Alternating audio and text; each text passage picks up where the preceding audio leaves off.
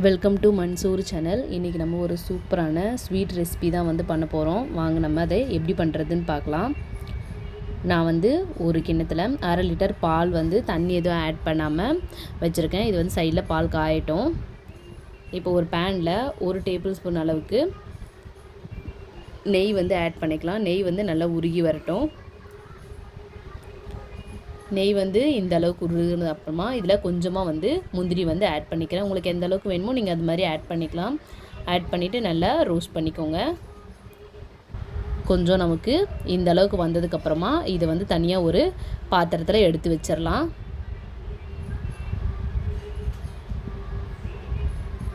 எடுத்து வச்சதுக்கப்புறமா இப்போ இதே நெய்யில் கொஞ்சமாக காஞ்ச திராட்சையை ஆட் பண்ணுறேன். அதையும் லைட்டாக ரொம்ப நம்ம கருக விட்டுற வேண்டாம். லைட்டாக இந்த அளவுக்கு வந்ததுக்கப்புறமா இதையும் நம்ம தனியாக எடுத்து வச்சுக்கலாம்.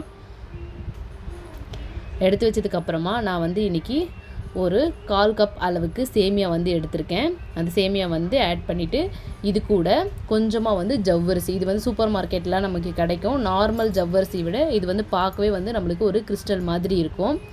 ரெண்டுத்தையும் அந்த நெய்யிலே நல்லா ரோஸ்ட் பண்ணிக்கலாம். அந்த ஜவ்வரிசி பாருங்கள் நல்லா ஒயிட்டாக வர்றது நம்மளுக்கு வறுபட்டுறதுக்கு நல்லா தெரியுது. சேமியாவும் நல்லா கொஞ்சம் ப்ரௌன் கலரில் வந்துருச்சு. நல்லா இந்த அளவுக்கு நம்மளுக்கு வறுபட்டதுக்கப்புறமா நம்ம ஆல்ரெடி காய்ச்சி வச்சுருக்கோம் இல்லையா, அந்த பாலை இதில் ஆட் பண்ணிடலாம்.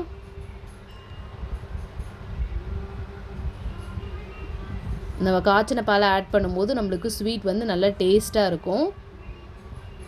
ஆட் பண்ணிவிட்டு இப்போது நல்லா மிக்ஸ் பண்ணி விட்டுருங்க. இப்போ நம்மளுடைய அந்த சேமியா ஜவ்வரிசி அந்த பால்லே நல்லா வெந்து வரணும். அதனால் அப்படியே கொஞ்சம் நல்லா தொடைவிட்டு கட்டி இல்லாமல் கொஞ்சம் நல்லா தொடைவி விடலாம்.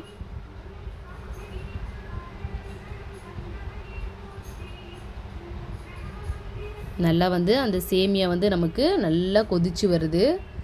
பாருங்கள், சேமியா நல்லா பெருசு பெருசாக இருக்கிறது தெரியும். பார்த்திங்கன்னா சேமியா நம்மளுக்கு அந்த பாலில் நல்லா வெந்து வந்துருச்சு. இப்போது இந்த ஸ்வீட்க்கு ஏற்ற அளவுக்கு நம்ம சர்க்கரை ஆட் பண்ணிக்கலாம். நான் ஒரு 4 டீஸ்பூன் அளவுக்கு சர்க்கரை எடுத்திருக்கேன். ஏன்னா நம்ம கண்டென்ஸ்டு மில்க் ஆட் பண்ண போகிறோம். அதனால் சர்க்கரை நான் ஒரு 4 டீஸ்பூன் மட்டும் எடுத்திருக்கேன். இப்போ இது கூட கண்டென்ஸ்டு மில்க் நான் 2 டீஸ்பூன் யூஸ் பண்ண போகிறேன்.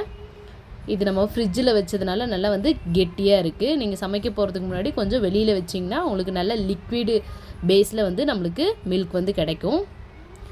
இப்போ அகைன் இன்னொரு ஸ்பூன் ஆட் பண்ணிக்கிறேன். இது இன்னும் உங்களுக்கு எக்ஸ்ட்ரா வேணும், நீங்கள் செய்யறதுக்கு தகுந்த மாதிரி உங்களுக்கு ஸ்வீட்க்கு ஏற்ற மாதிரி நீங்கள் ஆட் பண்ணலாம். ஆட் பண்ணிவிட்டு நல்லா மிக்ஸ் பண்ணி விடுங்க. மிக்ஸ் பண்ணும்போது நம்மளுக்கு நல்லா திக்காக இருக்குது பாருங்கள். நம்மளுடைய ஸ்வீட் நல்லா ஒரு திக்காக க்ரீமியாக இருக்குது.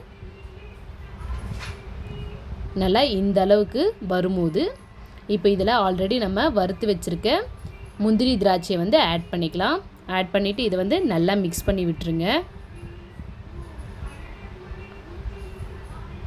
உங்களுக்கு கொஞ்சம் லிக்விட் பேஸில் வேணால் இதிலையே நீங்கள் ஆஃப் பண்ணிக்கலாம். இல்லை இன்னும் திக்காக வேணும்னா நீங்கள் இன்னும் கொஞ்சம் நேரம் விட்டு நல்லா கொஞ்சம் கேக் மாதிரி பண்ணலாம்.